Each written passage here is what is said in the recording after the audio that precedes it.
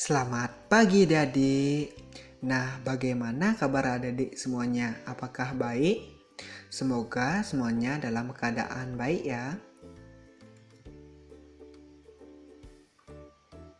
Nah, sebelum kita memulai ke pembelajaran kita kali ini, alangkah baiknya kita berdoa menurut agama dan kepercayaan kita masing-masing. Berdoa, kakak pimpin berdoa mulai.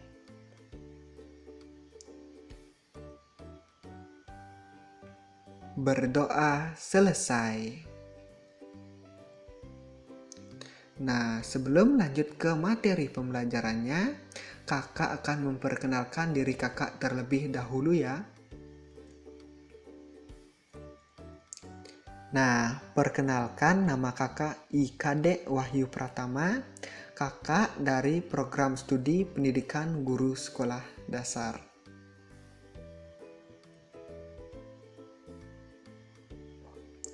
Nah, apakah yang adik-adik ketahui tentang sumber daya alam? Nah, apakah adik-adik di sini mengetahui apa itu sumber daya alam? Nah, jika adik-adik belum mengetahuinya, kakak akan menjelaskannya ya.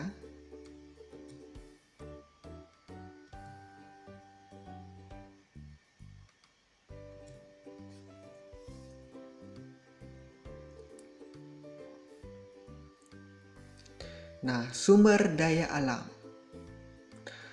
Sumber daya alam atau yang sering disingkat dengan SDA merupakan segala sesuatu yang berasal dari alam yang dapat digunakan untuk memenuhi kebutuhan hidup manusia. Nah, jadi sumber daya alam merupakan segala sesuatu yang berasal dari alam yang dapat digunakan untuk memenuhi kebutuhan hidup manusia.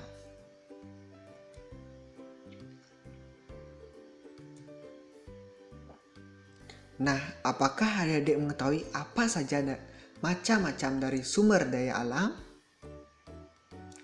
Nah, jika adik-adik belum mengetahuinya, kakak akan menjelaskannya ya. Nah, untuk sumber daya alam dapat dibedakan menjadi dua macam, yaitu yang pertama ada sumber daya alam berdasarkan sifatnya,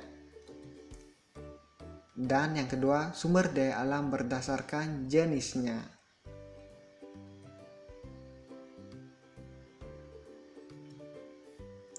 Nah, untuk yang pertama, sumber daya alam berdasarkan sifatnya. Nah, sumber daya alam berdasarkan sifatnya juga dapat dibedakan menjadi dua. Nah, yang pertama, ada sumber daya alam yang dapat diperbarui.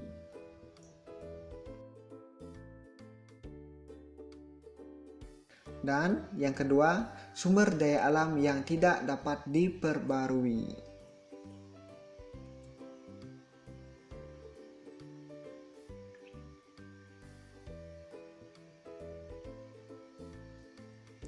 Nah, di sini kakak ingin bertanya, apa itu sumber daya alam yang dapat diperbarui? Nah, apakah adik-adik ada yang mengetahuinya apa itu sumber daya alam yang dapat diperbarui? Nah, jika adik-adik belum mengetahuinya, kakak akan menjelaskannya ya.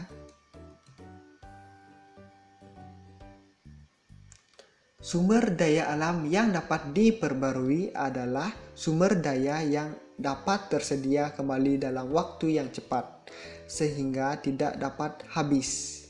Nah, untuk contoh dari sumber daya alam yang dapat diperbarui, yaitu, nah, gambar apa ini adik-adik? Ya, betul sekali.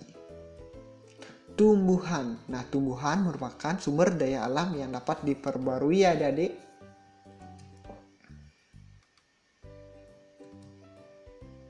Nah, untuk contoh yang kedua, sumber daya alam yang dapat diperbarui yaitu, nah, gambar apa ini adik-adik? Nah, pasti adik-adik sudah mengetahuinya ya, gambar apa ini? Ya, betul sekali. Ini adalah air. Nah, air merupakan sumber daya alam yang dapat diperbarui ya adik-adik.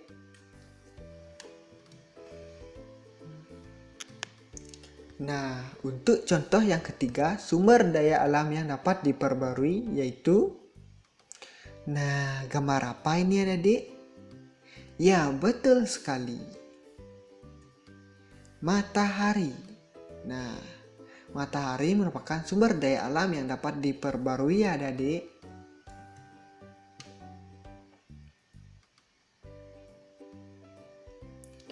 Nah, selanjutnya kakak ingin bertanya kembali adik-adik. Nah, apa itu sumber daya alam yang tidak dapat diperbarui? Nah, tadi kan kakak sudah bertanya apa itu sumber daya alam yang dapat diperbarui. Sekarang kakak ingin bertanya apa itu sumber daya alam yang tidak dapat diperbarui. Jadi kebalikan dari sumber daya alam yang dapat diperbarui ya adik. Nah, sumber daya alam yang tidak dapat diperbarui adalah sumber daya yang persediaannya terbatas. Nah, apa saja itu contoh dari sumber daya alam yang tidak dapat diperbarui ya adik-adik? Nah, yang pertama, contoh sumber daya alam yang tidak dapat diperbarui yaitu,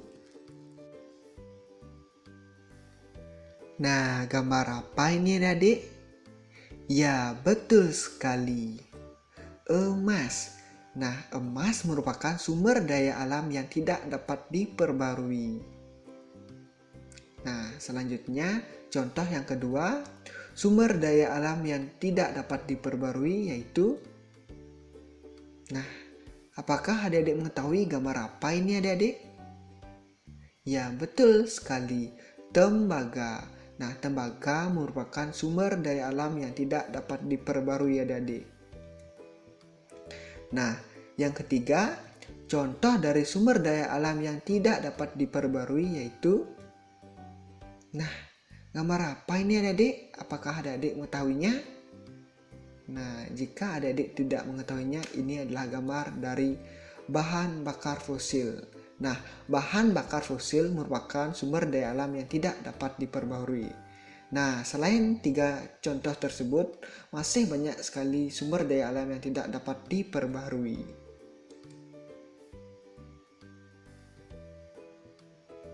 Nah, selanjutnya yang kedua, sumber daya alam berdasarkan jenisnya. Nah, sumber daya alam berdasarkan jenisnya juga dapat dibedakan menjadi dua adik-adik. Nah, yang pertama, sumber daya alam non-hayati atau yang sering disebut dengan sumber daya alam abiotik. Nah, yang kedua ada sumber daya alam hayati atau yang sering disebut dengan sumber daya alam biotik.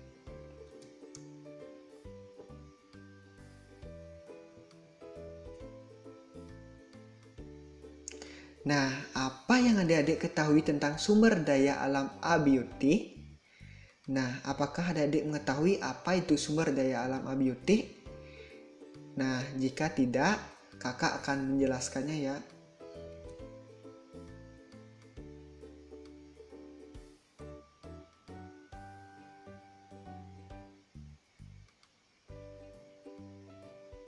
Nah, sumber daya alam abiotik yaitu semua kekayaan alam yang berasal dari benda mati. Nah, jadi sumber daya alam abiotik itu merupakan sumber daya alam abiotik yang kekayaan alam yang berasal dari benda mati adik-adik. Nah, contoh dari sumber daya alam abiotik yaitu, nah, gambar apa ini adik-adik? Ya, betul sekali, air. Air merupakan benda mati yang termasuk ke dalam sumber daya alam abiotik adik-adik. Nah, untuk contoh yang kedua, yaitu gambar apa ini adik-adik? Nah, pasti semuanya sudah mengetahui ini gambar apa kan adik-adik? Ya, ini adalah gambar tanah. Nah, tanah merupakan sumber daya alam abiotik adik-adik.